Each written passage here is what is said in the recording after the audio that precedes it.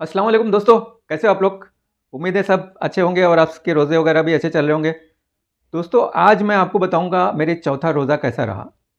दोस्तों मैं सुबह सहरी के लिए उठ गया था नॉर्मल टाइम पे और नॉर्मली आहिस्ता आहिस्ता मैंने जो है पहले पानी पिया, फिर बाद में थोड़ा थोड़ा कुछ लिया खाने में और फिर आहिस्ता आहिस्ता खाते गया और खाते गया। और इस तरह से जब यानी सहरी का वक्त ख़त्म होने आया तो मैंने अपनी सहरी तकरीबन यानी ख़त्म कर दी कम्प्लीटली। तो इसके बाद में मैंने उसी तरह वॉक करके गया और मस्जिद में नमाज़ पढ़ा दोस्तों। और उसके बाद में फिर वॉक करके आया अपने घर पे, फिर आराम किया। थोड़ी सी नींद आती है चूँकि काफ़ी तो जल्दी उठ जाते हैं, फिर नींद पूरी करना ज़रूरी हो जाता है दोस्तों। तो ये था मेरा सहरी का रूटीन दोस्तों। और इफ्तारी का भी रूटीन कुछ ऐसा ही था जैसा मैंने आपको पहले बताया था। उसमें मैंने फ्राइड चीज़ें तो नहीं ली थी, कोई भी फ्राइड चीज़ें, बाकी सब नॉर्मल जो हेल्दी चीज़ें हैं वो मैं आपको इसमें दिखा दूंगा कि मैंने क्या क्या लिया था। लेकिन दोस्तों उसमें कुछ एक फ्राइड आइटम था, चूँकि वो किसी ने हमें इफ्तारी भेजा था, तो फ्राइड आइटम का हमने क्या किया वो मैं आपको बाद में बताऊंगा दोस्तों। तो ये है कि हमको मेन जो यहाँ पे मैं आज आपको बताने वाला हूँ ये है कि दोस्तों फ्राइड आइटम्स आप इफ्तारी में खाना बिल्कुल ही बंद कर दीजिए। क्योंकि फ्राइड आइटम्स जो रहते हैं दोस्तों उसमें सबसे ज़्यादा प्रॉब्लम ये है कि उसमें सैचुरेटेड फैट रहती है, यानी कि ट्रांस फैट रहती है दोस्तों। ट्रांस फैट जो हमारी सेहत के लिए बहुत ही खतरनाक, बहुत ही हानिकारक है दोस्तों। तो आप इफ्तारी में तो बिल्कुल ही मत लीजिए। सहरी में अगर कभी एक आध ले भी लिए तो चलेगा, लेकिन चूंकि आजकल रिवाज ऐसा हो गया है कि इफ्तारी में ये तली हुई चीज़ें भर भर के लोग खाते हैं दोस्तों। हमको एक मुहिम चलाना चाहिए कि हमको नो फ्राइड फूड इन इफ्तारी करके कोई ऐसा मुहिम चलाने वाले अगर कोई मिलते हैं तो बहुत ही अच्छी बात है दोस्तों। चूँकि इससे हमारी काफ़ी सेहत में काफ़ी असर पड़ेगा और रमज़ान में जो हमारा वेट इंक्रीज़ हो जाता है वो वेट इंक्रीज़ नहीं होएगा दोस्तों। तो सबसे बड़ा प्रॉब्लम ये भी है कि जो हम फ्राइड आइटम्स लेते हैं डीप फ्राइड, उसमें कैलोरी बहुत ज़्यादा हमको मिलने लगती है दोस्तों। और और इसके अलावा चूँकि उसमें ट्रांस फैट्स रहते हैं तो ट्रांस फैट्स जो है हमको बहुत ही नुकसान करते हैं दोस्तों। तो और इसके अलावा दो मैं आपको बताऊंगा दोस्तों, फ्राइड फूड्स जो है ना आपका जो है ना बीमारी की तरफ आपका ये काफ़ी जो है ना रुझान बढ़ा देते हैं।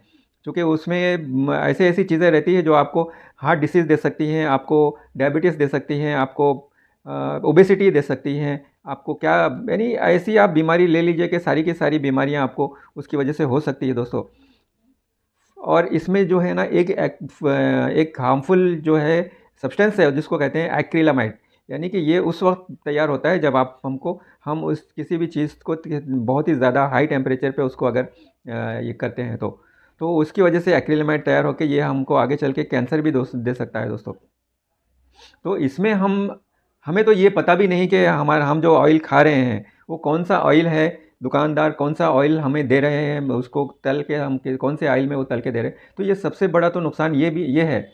अगर कभी खुदा न खास्ता अभी ज़रूरत पड़ा तो हम अपने घर में कभी इसको मैंने ऑयल में डीप फ्राई करके खा सकते हो, वो ज़्यादा सेहतमंद है बजाय इसके कि आप दुकान से लाई हुई चीज़ें आप खाइए। क्योंकि दुकान वाले के ऊपर आप कोई भरोसा नहीं कर सकते कि कौन सा ऑयल दे रहा है हमको। वो तो दुकान वाले जितने भी हैं, होटल वाले जितने भी हैं, सारे के सारे सस्ते से सस्ता ऑयल यूज़ करेंगे चूँकि उनको उसमें प्रॉफिट कमाना है। तो हम क्यों इसमें जो है ना फंसे फंसे दोस्तों। तो ये इसको हमको प्रैक्टिस ज़रूर बंद करना पड़ेगा दोस्तों। वरना आप देख लीजिए, अगर थोड़ा सा अगर हम घर में ऑयल यूज़ करेंगे डीप फ्राई करने के लिए तो कोकोनट ऑयल यूज़ कर सकते हैं, coconut oil, olive oil use कर सकते हैं, एवोकाडो ऑयल यूज़ कर सकते हैं। ये थोड़ा सेफ़ है यानी डीप फ्राई करने के लिए या फिर फ्राई करने के लिए।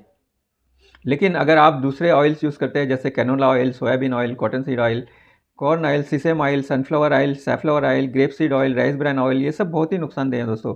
ये हमको बिल्कुल ही जो है ना फ्राइंग के लिए नहीं ठीक है। आप वैसे नॉर्मली दूसरे आइटम खाने बनाने में डाल सकते हैं वो सब चीज़ें, लेकिन फ्राई करके आप उसको मत खाइए। क्योंकि हमको पता ही नहीं कि वो दुकान वाला हमको क्या दे रहा है उसमें डाल के।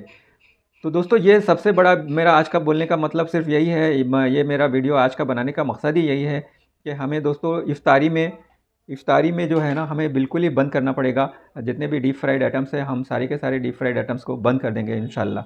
ये हम मेरी दुआ है सबके लिए, ताकि जो है जितने भी रोज़ेदार हैं सारे के सारे सेहतमंद रहें और अच्छे रहें और उनके आगे चल के रोज़े भी पूरे हो। और रोज़े की यानी इन रमज़ान में ऐसा ना हो जाए कि हम इनकी वजह से दूसरी बीमारियां लेके आ जाए दोस्तों। हमें हुज़ूर सल्लल्लाहु अलैहि वसल्लम की सुन्नत पे अमल करना चाहिए। इफ्तारी में सिर्फ पानी और खजूर लेना चाहिए। या तो फिर आप ये भी सोच लीजिए कि अभी हमें सऊदी में अगर हम जाते हैं, मक्का में, वहाँ के हरम शरीफ में अगर हमको इफ्तारी मिलती है तो क्या देते हैं?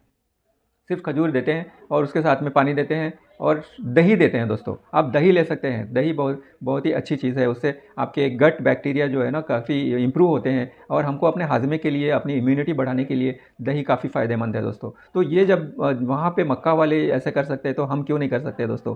उम्मीद है आपको ये इन्फॉर्मेटिव वीडियो अच्छा लगा होगा। इंशाल्लाह हम इस डिस्कशन को कंटिन्यू करते रहेंगे आगे, और मैं हर वीडियो में आपको कुछ ना कुछ अच्छी चीज़ें, अच्छी बातें सेहत के लिए बताते रहूँगा दोस्तों। ये वीडियो अगर आपको अच्छा लगा है तो शेयर कीजिए अपने दोस्तों में, और अपने इस चैनल को सब्सक्राइब ज़रूर कर लीजिए। इंशाल्लाह जो है रमज़ान के बाद में भी इसी तरह डिस्कशन चलता रहेगा दोस्तों। चलिए मिलते हैं अगले वीडियो में, तब तक के लिए अल्लाह हाफ़िज़।